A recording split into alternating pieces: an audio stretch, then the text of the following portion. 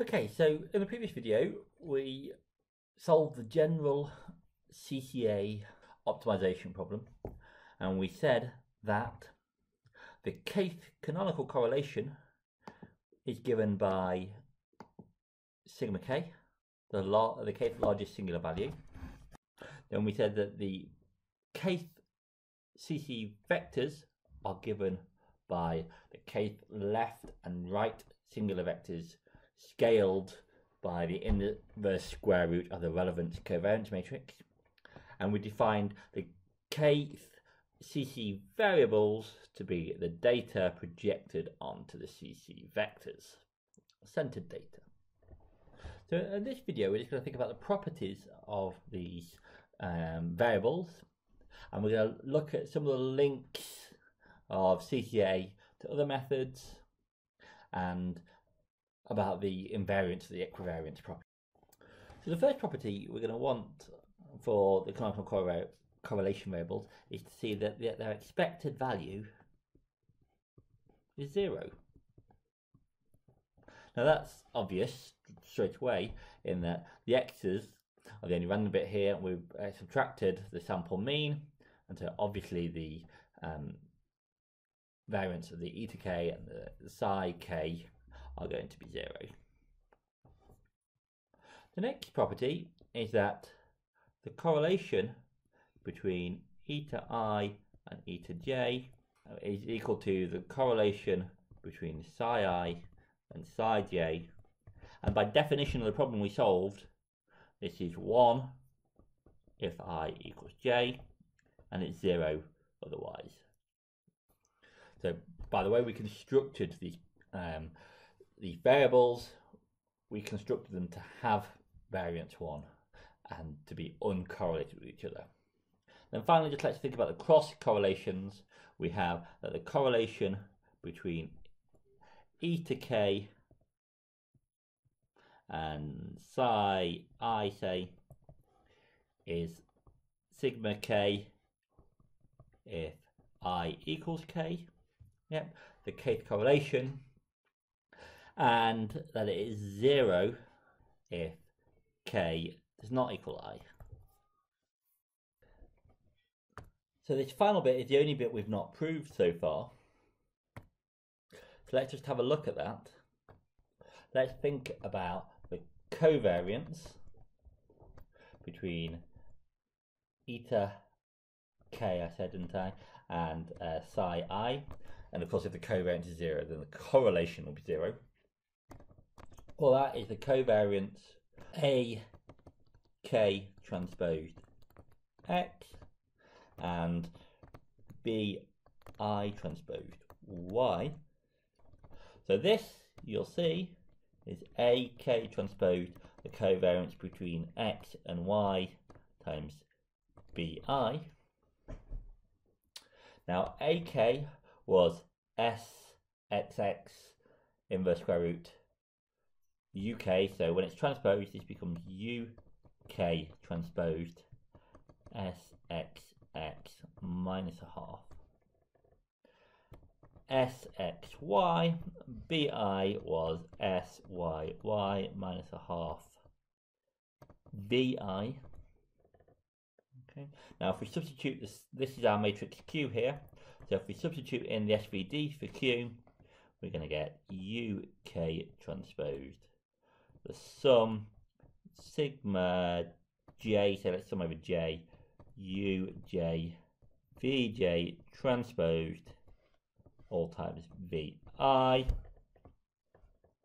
if we think about what happens when we multiply by UK here, we're going to get sigma k vk transposed vi,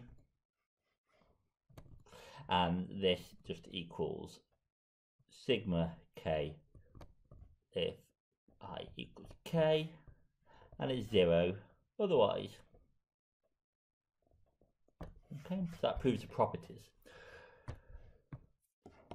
We have that the transform variables have mean 0, that they are uncorrelated with each other, whether you're looking at within type, so the eta I are uncorrelated with each other, and the psi I are uncorrelated with each other, and eta and size aren't correlated unless we have the same index.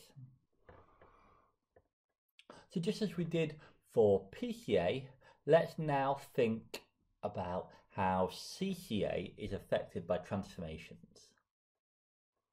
Okay. So let's suppose we take the x's and we rotate them, and maybe we add a bit. So let's call these HI, so it matches the notes. So let's suppose this is a rotation matrix, so T is a P by P orthogonal matrix. Okay, so T transpose T equals the identity. Similarly, let's do the same for the Y's. Let's say that KI, let's rotate the Y's. So KI can be some orthogonal matrix R times the Yi's plus a bit. So let's add on nu. So where R here is a Q by Q orthogonal matrix. So the question is, what happens to our CCA, our canonical correlation analysis? Well, first of all, we can see that adding mu or nu to data has no effect, as CCA uses correlations. Yeah, the correlation between x plus mu and y plus nu is just a correlation between x and y. Yeah, adding a constant doesn't change anything. Well, let's think about how the orthogonal rotations affect things then. The covariance of H itself is the covariance of Tx. This we just know is going to be T SXX T transposed. Similarly, we're going to get that SKK is going to be R SYY R transposed. Then finally, the covariance matrix between H and K is going to be T S X Y R transposed. So if we form the matrix Q, and I'll put an index on here to indicate this, the Q matrix for H and K, this is going to be SHH inverse square root SHK SKK inverse square root. Now, just as an aside, if we think about the square root of one of these matrices, SSH power half, well, if you stare at it for a moment, you'll see that because T is orthogonal, this is just TSXX half T transposed. And that if you work this through, you multiply it by itself, you'll get back to SHH. Yeah, so check SHH to the half times SHH to the half does indeed equal SHH. So let's substitute that in here, and it's the same if I put in a negative a half. Substitute that in here, we're going to get T SXX minus a half T transposed. SHX is then T SXY R transposed. SKK to the half is then R SYY to the negative a half R transposed. So some of this cancels down, so we're going to get T SXX minus a half SXY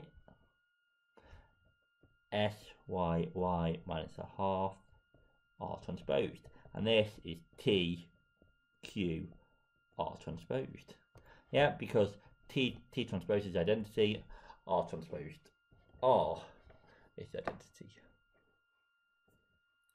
And this Q here was the original one in terms of X and Y.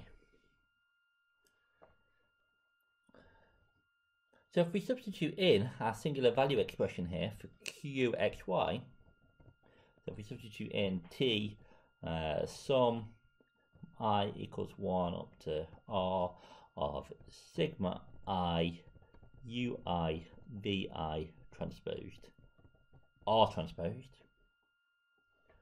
you'll see that this is the sum from I equals 1 up to R of sigma R I T times UI R times VI transposed.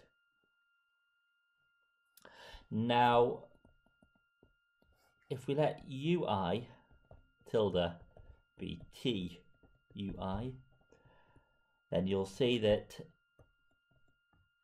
UI tilde are unit vectors and they're mutually orthogonal.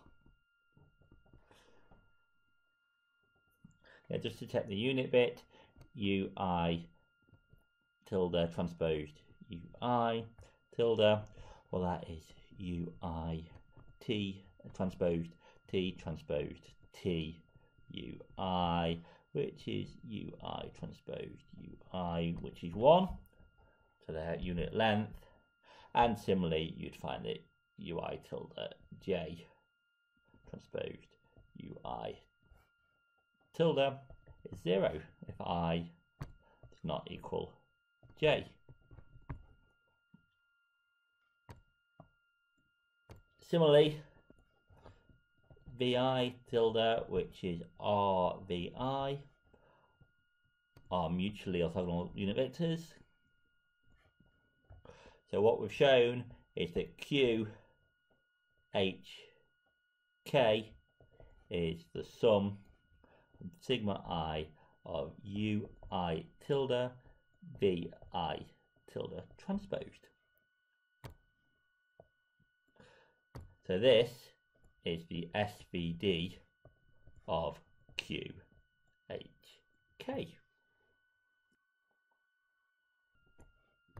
We know that the jth canonical correlation vector is just SHH inverse square root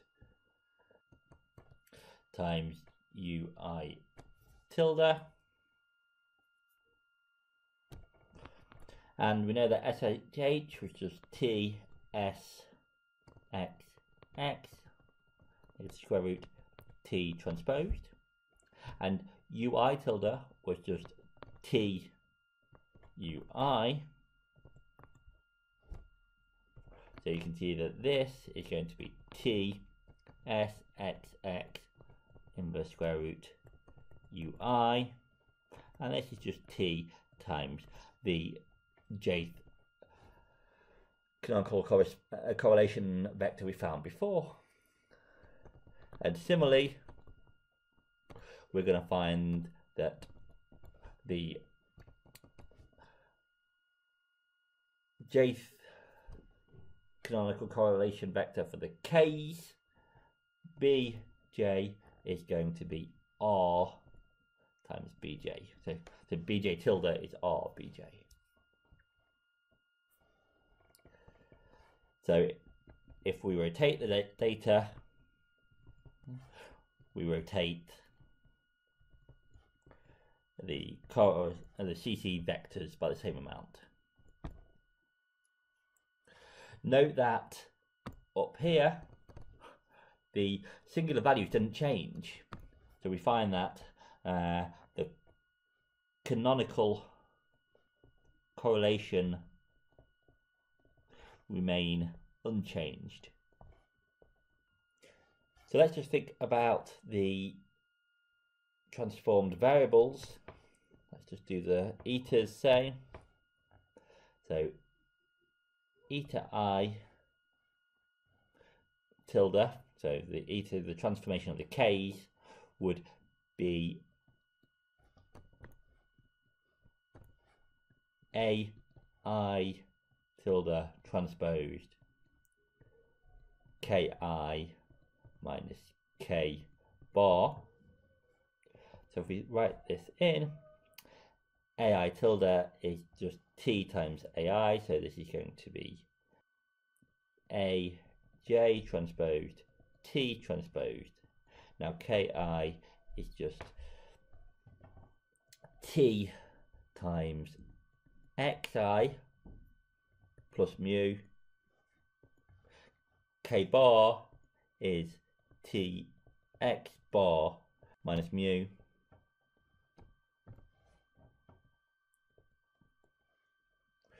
So that cancels, and we're going to left with, if we take the t transpose through here, we're going to be left with aj transposed xi minus x bar, which is just eta I.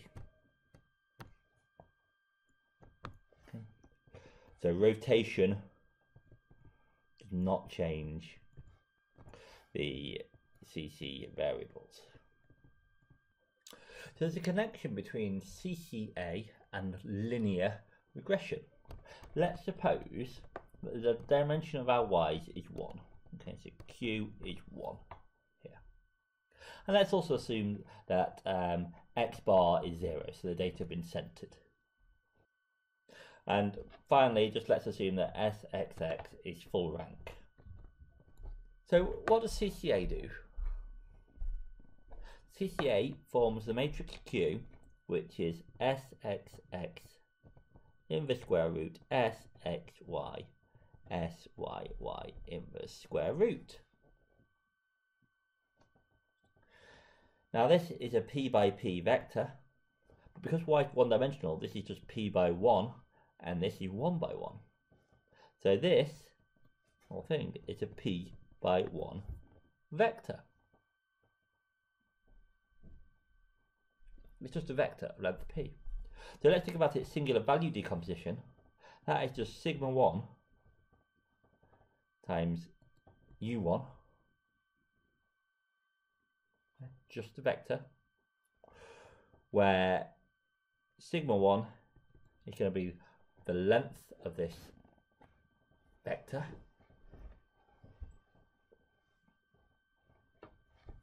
so it's going to be q transposed q, so square rooted,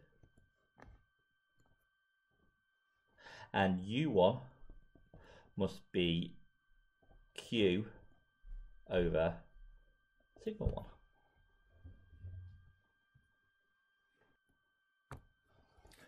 So the first singular vector, the first canonical correlation vector, A, and it doesn't make sense to talk about a canonical correlation vector for y because there's only one dimension for y, so it's just 1.